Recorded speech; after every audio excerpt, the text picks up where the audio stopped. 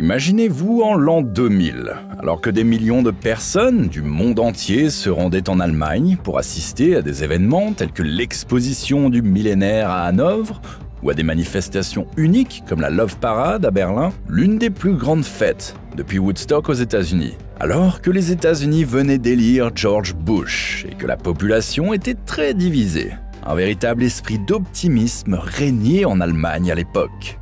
Le gouvernement de Schröder avait connu un succès relatif au cours de ses premières années d'existence et avait fait baisser le chômage. Plus important encore, l'économie allemande était en plein essor. Alors qu'aujourd'hui, les plus grandes entreprises du monde sont basées dans la Silicon Valley aux États-Unis, en 2000, l'un des téléphones portables les plus populaires au monde venait d'Allemagne, le Siemens C35.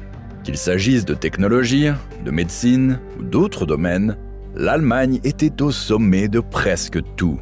Mais il y a un secteur en particulier où personne ne pouvait battre l'Allemagne. La production automobile. BMW, Mercedes et surtout Volkswagen se vendaient dans le monde entier. En 2005, l'Allemagne a même dépassé les États-Unis et est devenue le premier exportateur mondial. En 2015, la valeur de Volkswagen avait été multipliée par 5 et rien ne semblait pouvoir l'arrêter. Mais revenons au présent. En 2024, tout semble complètement différent. Et on ne peut s'empêcher de se poser la question suivante. Qu'est-il arrivé à l'industrie automobile allemande? Et comment Volkswagen en particulier a-t-il pu s'effondrer à ce point?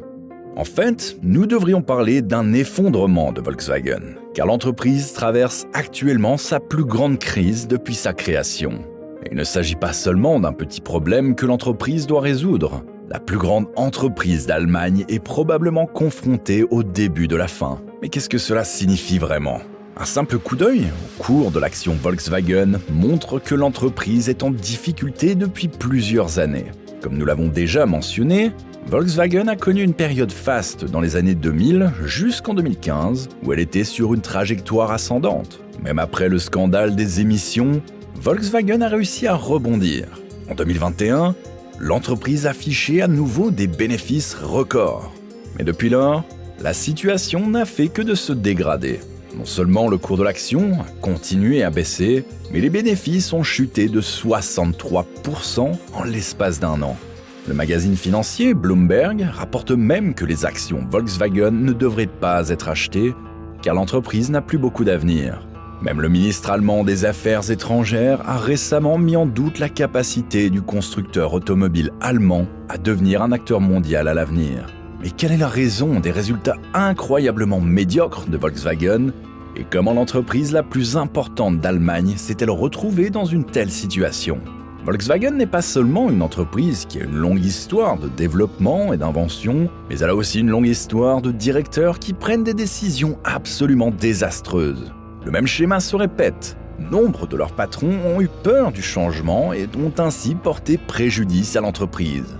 Tout a commencé dans les années 70. À l'époque, le PDG Tony Schumacher voulait que Volkswagen soit au sommet du marché automobile américain, le plus grand et le plus lucratif du monde. S'il y parvenait, le constructeur automobile allemand serait le plus prospère de la planète. C'est alors que les constructeurs japonais ont commencé à développer des voitures spécialement conçues pour les États-Unis et répondant aux besoins des Américains.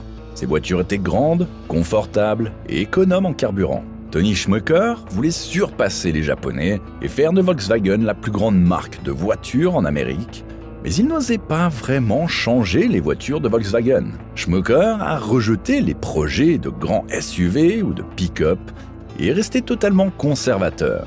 Ainsi, au lieu de développer ses propres voitures pour le marché américain, Tony Schumacher a simplement fait construire la Volkswagen Golf en grande quantité aux États-Unis et l'a vendue dans ce pays. Comme la Golf consommait trop d'essence pour les strictes réglementations américaines en matière d'émissions, Tony Schumacher a installé un moteur de qualité inférieure. Comme on pouvait s'y attendre, la voiture n'a pas été bien accueillie en Amérique.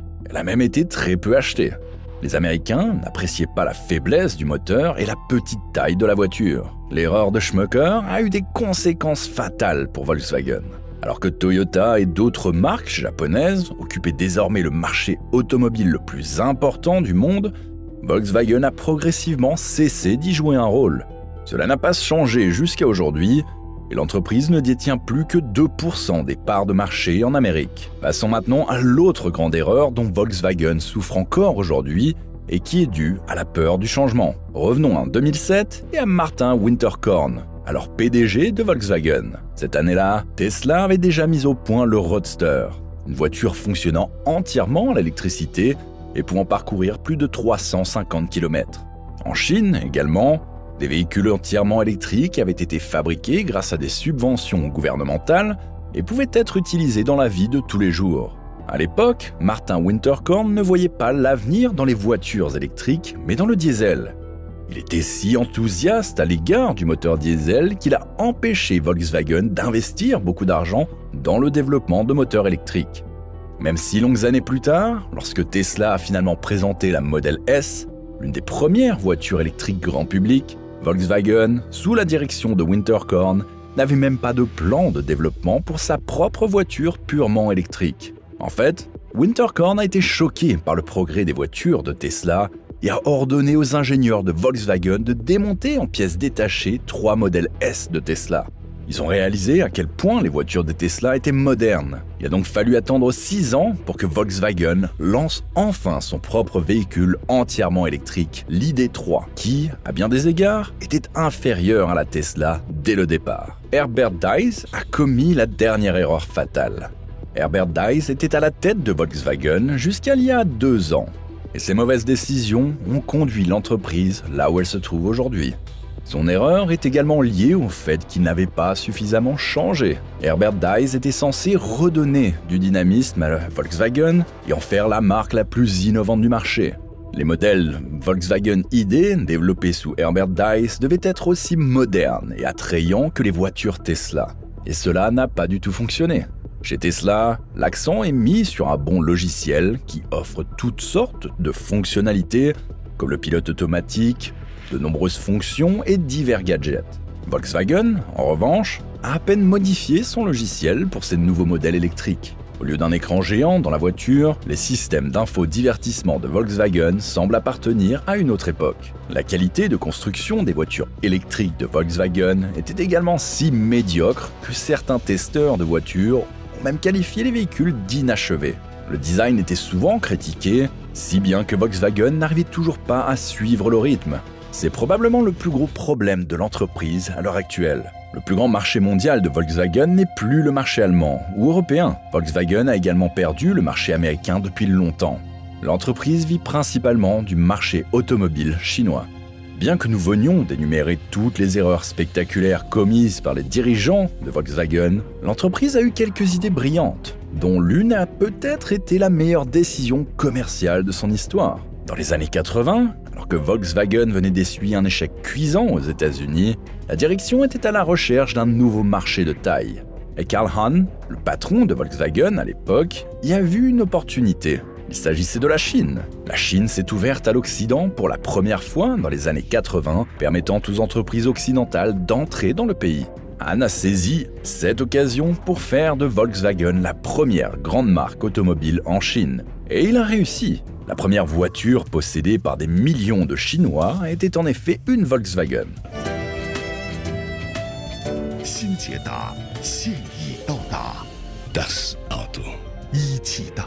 Aucune autre marque automobile n'a reconnu le potentiel du pays aussitôt, de sorte que Volkswagen n'a eu pratiquement aucune concurrence pendant longtemps. Au fil des ans, la Chine est devenue le marché le plus important de Volkswagen, dépassant bientôt le marché allemand et finalement l'ensemble du marché européen. La Chine a donné à Volkswagen ses meilleurs moments dans les années 2000 et 2010, mais elle révèle aujourd'hui la plus grande crise de l'entreprise. Toutes les erreurs commises au cours des dernières décennies, que nous venons de vous présenter précédemment, provoquent aujourd'hui l'effondrement de Volkswagen sur son plus grand marché de vente. Alors que les voitures électriques ne sont pas encore très répandues en Allemagne, une voiture sur 2 achetée en Chine est aujourd'hui électrique. Comme Volkswagen n'a pas suivi cette tendance, les constructeurs chinois ont profité de cette lacune pour construire leurs propres voitures électriques. Des véhicules ont été tellement subventionnés par le gouvernement que les voitures Volkswagen coûtent aujourd'hui plus cher qu'une voiture électrique fabriquée par une entreprise chinoise. Le problème est que non seulement les Volkswagen sont trop chers pour de nombreux Chinois, mais qu'elles sont également trop mauvaises. La Chine n'a pas seulement réussi à construire des millions de voitures électriques. Les voitures électriques produites par les entreprises chinoises sont également incroyablement avancées. La BYD Seal, par exemple, n'a pas seulement le design d'une Tesla et une autonomie de 700 km, mais elle a aussi quelque chose qui manque totalement à Volkswagen. Il s'agit d'un logiciel de pointe et d'un intérieur futuriste. Il en va de même pour des voitures comme la Xiaomi SU7 ou la Hongqi S9. Comparées aux voitures électriques de Volkswagen en Chine, elles ressemblent à de la science-fiction et sont souvent bien moins chères que celles de l'entreprise allemande. Des voitures qui ressemblent à des Porsche ou des Rolls-Royce sont souvent disponibles en Chine pour moins de 30 000 €. De nombreux Chinois décrivent aujourd'hui Volkswagen comme une marque dépassée que leurs grands-parents conduisent. La stratégie de prudence et d'immobilisme adoptée par Volkswagen depuis des décennies lui fait aujourd'hui perdre son plus grand marché. Les ventes de Volkswagen en Chine sont en chute libre et de nombreuses entreprises chinoises émergent, que les clients préfèrent. Le gouvernement aide et soutient activement les constructeurs automobiles chinois en leur accordant des concessions importantes. En outre, Volkswagen peut difficilement rivaliser dans le domaine de la production automobile car les entreprises chinoises disposent d'usines hautement automatisées qui permettent une production extrêmement bon marché. Quel est donc l'avenir de la plus grande entreprise allemande ? Il semble bien sombre. Aux États-Unis, Volkswagen n'est pratiquement pas un acteur et en Chine, il est de plus en plus à la traîne. Si les voitures chinoises commencent à être importées en masse en Allemagne à bas prix, les voitures allemandes, en général, pourraient finir par devenir une relique d'une autre époque, tout comme les jouets et les téléphones portables allemands. Et vous ? Pensez-vous que Volkswagen et l'industrie automobile allemande seront en bien meilleure position à l'avenir ? Nous sommes curieux de savoir si vous avez une opinion précise à ce sujet. Laissez un like si vous avez trouvé la vidéo intéressante et abonnez-vous. Au revoir et à la prochaine fois, ici sur Bon à Savoir.